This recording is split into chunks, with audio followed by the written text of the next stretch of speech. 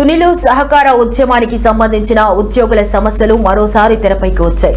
DCCB సహకార సంఘాల ఉద్యోగుల దీర్ఘకాలిక సమస్యల పరిష్కారం కోరుతూ నిరవధిక సమ్మెకు పిలుపునిచ్చారు. సమస్యలు పరిష్కారమయ్యే వరకు పోరాటాన్ని కొనసాగిస్తామని సిఐటియు నాయకులు స్పష్టం చేస్తున్నారు. ఈ సందర్భంగా సిఐటియు తుని మండల కన్వీనర్ నక్కేళ్ల శ్రీనివాస్ పేయాల బాబురావు మాట్లాడుతూ సహకార ఉద్యోగులు ఎన్నో ఏళ్లుగా పెండింగ్ లో ఉన్న సమస్యల పరిష్కారం కోసం పోరాడాల్సి వస్తుందని ఆవేదన వ్యక్తం చేశారు. ప్రభుత్వం వెంటనే జీవో నెంబర్ 36 అమలు చేయాలని, అలాగే 2019-2024 సంవత్సరాలకు సంబంధించిన వేతన సవరణలు తక్షణమే అమలు చేయాలని డిమాండ్ చేశారు. తారీఖు నుంచి కూడా నిరవధిక సమ్మె కొనసాగుతూ ఉంది. ఈ రోజు నుంచి కూడా మనం తుని బ్రాంచ్, అన్నవరం బ్రాంచ్ వాళ్ళు మొత్తం రాష్ట్ర కమిటీ యూనియన్ ఇచ్చిన పిలుపు మేరకు నిరవధికంగా సమ్మె జరుగుతుంది.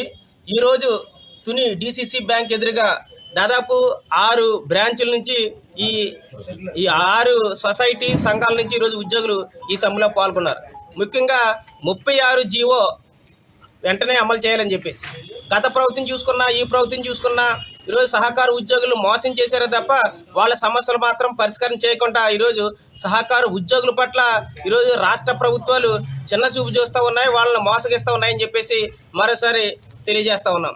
ముఖ్యంగా ఈరోజు చూసుకున్నట్లయితే సహకార సంఘాలు ఉద్యోగులు చాలా తీవ్రంగా ఇబ్బంది పడుతూ ఉన్నారు. వాళ్ళు చాలా మానసిక వేదనకు గురవుతూ ఉన్నారు.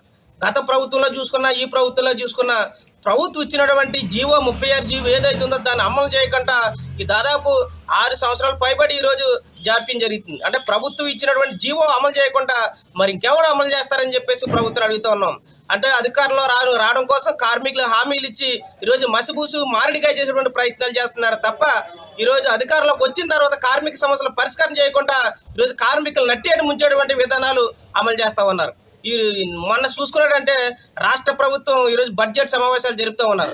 ఇది అంకిల్ గారెడ్డి తప్ప కార్మికులు మోసం చేయడం తప్ప మరొకటి కాదు ఈ బడ్జెట్ సమావేశాలు అని చెప్పి స్పష్టంగా తెలియజేస్తా ఉన్నాం. ఇందులో కార్మికుల కోసం ఎటువంటి ప్రస్తావన చేయలేదు.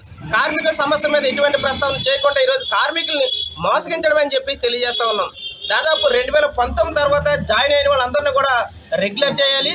అదేవిధంగా 62 సంవత్సరాలకి రిటైర్మెంట్ వయసు పెంచాలని చెప్పేసి సహకార ఉద్యోగులందరికీ ఆరోగ్య బీమా వర్తింపు చేయాలని చెప్పేసి తదితర డిమాండ్ల పరిష్కారానికి ఈ నెల 16వ తేదీ నుంచి నిరవధిక సమ్మె జరుగుతోంది. రాష్ట్ర ప్రభుత్వం తక్షణమే ఈ సమస్య పరిష్కారం చేయాలి, గ్రాడ్యుటీ అమలు చేయాలి. ఈ సమస్యల పరిష్కారం చేసేంత వరకు కూడా నిరవధికంగా